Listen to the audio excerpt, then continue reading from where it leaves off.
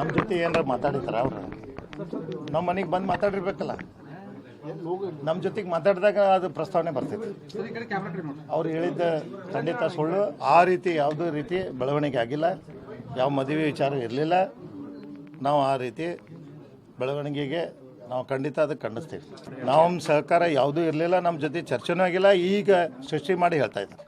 ತುಂಬ ಧನ್ಯವಾದಗಳು ಗೃಹ ಸಚಿವರೇ. ನಿಮ್ಮ ಕಾಳಜಿ ನನ್ನ ಮೇಲೆ ಐತೆ ಅಂಥೇಳಿ ಅನ್ನಿಸ್ತಾ ಇದೆ. ಈಗ ನಮಗೆ ಒಂದು ಸ್ವಲ್ಪ ತೃಪ್ತಿ ಆಯಿತು. ರಾಜ್ಯ ಸರ್ಕಾರ ಜವಾಬ್ದಾರಿ ಸ್ಥಾನದಾಗ ಕುಂತು ಈ ಹೇಳಿಕೆ ಬಂದಾಗ ನಾವು ಕೂಡ ನಿನ್ನೆಯಿಂದ ಭಾಳ ಆಕ್ರೋಶ ಆಗಿದ್ವಿ. ಎಲ್ಲ ಮಠಾಧೀಶರಾಯಿತು, ಎಲ್ಲ ನಮ್ಮ ವೀರಶೈವ ಲಿಂಗಾಯತ ಸಮಾಜ ಆಯಿತು, ಎಲ್ಲ ಹಿಂದೂಪರ ಅಥವಾ ಅಲ್ಪಸಂಖ್ಯಾತರು ಕೂಡ, ಅಂಜುಮನ್ ಇಸ್ಮಾಯಿಲ್ ಅವರು ಕೂಡ ಎಲ್ಲರೂ ಈ ರೀತಿ ಹೇಳಿಕೆ ಬಂದಿದ್ದಕ್ಕೆ ಅವ್ರಿಗೂ ಕೂಡ ದುಃಖ ಆಗಿತ್ತು. ಈಗ ನೀವು ಹೇಳಿರಲ್ಲ, ನಾವು ಭಾಳ ಸ್ವಾಗತಿಸ್ತೀವಿ. ನಮ್ಮ ಬೆನ್ನಿಗೆ ನೀವು ಅದಿರಿ ಅಂತೇಳಿ ನಂಬಿಕೆ. ಈಗ ಆಯಿತು, ಕ್ಷಮೆ ಕೇಳ್ತಾರೆ. ಕ್ಷಮೆ ಕೇಳೋದ್ರಿಂದ ಅವ್ರಿಗೆ ಏನು ಹೇಳ್ಬೇಕಂತ ನನಗೂ ಕೂಡ ತಿಳಿವಲ್ತು. ಯಾಕಂದ್ರೆ ಬರೀ ಕ್ಷಮೆ ಕೇಳೋದ್ರಿಂದ ನನ್ನ ಮಗಳಿಗೆ ಆತ್ಮಕ್ಕೆ ಶಾಂತಿ ಸಿಗೋಂಗಿಲ್ಲ.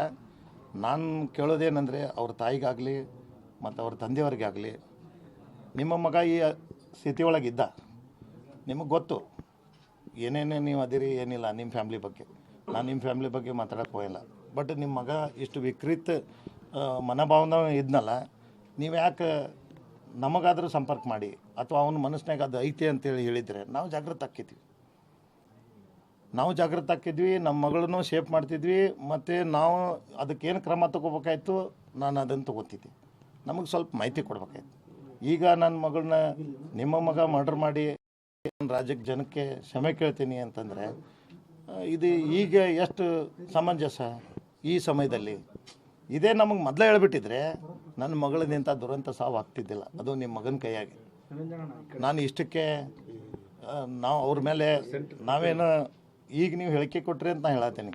ನಿಮಗೆ ಗೊತ್ತಿತ್ತು, ನೀವು ಅದನ್ನು ನನಗೆ ಹೇಳ್ಬೇಕಾಯ್ತು. ನನ್ನ ಮಗ ಹಿಂಗೆ ನಿಮ್ಮ ಮಗಳ ಮೇಲೆ ಮನಸ್ಸು ಮಾಡ್ಯಾನ್ರಿ, ಸ್ವಲ್ಪ ನಿಮ್ಮ ಮಗಳ ಜಾಗೃತಿ ಇರಲಿ, ಯಾವುದೇ ರೀತಿಯಿಂದ ತೊಂದರೆ ಆಗಬಾರ್ದು, ನೀವು ಸ್ವಲ್ಪ ಕಾಪಾಡ್ರಿ ಅಂತ ಹೇಳ್ಬೇಕಾಯ್ತು. ಇಬ್ಬರು ನೀವು ಎಜುಕೇಷನ್ ಫೀಲ್ಡ್ನಾಗ ಇದ್ದವ್ರು. ನಿಮ್ಮ ಮಗ ದಾರಿ ತಪ್ಪೇನಂದರೆ ನಮ್ಮ ಹುಡುಗಿ ಮೇಲೆ ಮನಸ್ಸು ಮಾಡಿ ಈ ರೀತಿ ಟ್ರೈನಿಂಗ್ ತೊಗೊಂಡು ಈ ರೀತಿ ವಿಕೃತ ಭಾವನೆ ಇಟ್ಕೊಂಡು ಅವ್ನು ಅಡ್ಡಾಡತ್ತಾನಂದ್ರೆ ನಮ್ಮ ಜಾಗೃತಿ ಮಾಡಿದರೆ ನಮ್ಮ ಕುಟುಂಬದಾಗ ನಾವು ಮಾತಾಡ್ಕೊಂಡು ಆಕೆನ ಜಾಗೃತಿ ಮಾಡ್ತಿದ್ವಿ, ಆಕೆ ಸೇಫ್ಟಿ ಮಾಡ್ಕೊತಿದ್ವಿ, ನಾವು ಏನು ಮುಂದೇನು ಕ್ರಮ ತಗೋತಿದ್ವಿ. ಅದು ಹೇಳಿಲ್ಲ ನೀವು. ಈಗ ನಿಮ್ಮ ಮಗ ಮರ್ಡರ್ ಮಾಡಿದಾನಲ್ಲ, ಮಾಡಿದಾಗ ಈಗ ನೀನು ಅನ್ನೋದು ಎಷ್ಟು ಸಮಂಜಸ? ನಮಗೂ ಸರಿ ಅನ್ಸಂಗಿಲ್ಲ ಈ ಟೈಮ್ನಾಗ ಹೇಳೋದು. ಅದಕ್ಕೆ ಅವ್ರಿಗೇನು ಹೇಳ್ತೇನೆ ಅಂದರೆ, ಅಂದಾಗ ಮಾತ್ರ ಆ ಆತ್ಮಕ್ಕೆ ಶಾಂತಿ ಕೊಟ್ಟಂಗೆ ಆಕೈತಿ. ಇಡೀ ರಾಜ್ಯಕ್ಕೆ ಕ್ಷಮೆ ಕೇಳೋದಲ್ಲ, ಆ ರೀತಿ ಕ್ಷಮೆ ಕೇಳ್ರಿ ಅಂತ ಡಿಮಾಂಡ್ ಇರ್ತಾರೆ. ನಿನ್ನೆ ಒಬ್ಬರು ನಮ್ಮ ಸಮಾಜದ ಹೋರಾಟಗಾರ ಅಧ್ಯಕ್ಷ ಸರ್ವೋದಯ ಮಠರು ಎಂಕ್ವೈರಿ ಮಾಡ್ಕೊಂಡು ಅದರ ಬಗ್ಗೆ ಮಾಹಿತಿ ಕೊಟ್ಟು ಹೋದ್ರು. ನಮ್ಮ ಹಂದಿಗಳು ಶ್ರೀಗಳು ಬಂದಿದ್ರು ಬೆಳಗ್ಗೆ. ಅವರು ಕೂಡ ಅಂದರು ಪೊಲೀಸ್ ಸ್ಟೇಷನ್ನಾಗ ಹಾಡಾಗಲೇ ಮರ್ಡರ್ ಮಾಡೋಕೆ ಪೊಲೀಸರ ಮುಂದೆ ಹೋಗ್ಯಾನ ಅವ್ನು ಮರ್ಡರ್ ಮಾಡೋಕ್ಕೆ.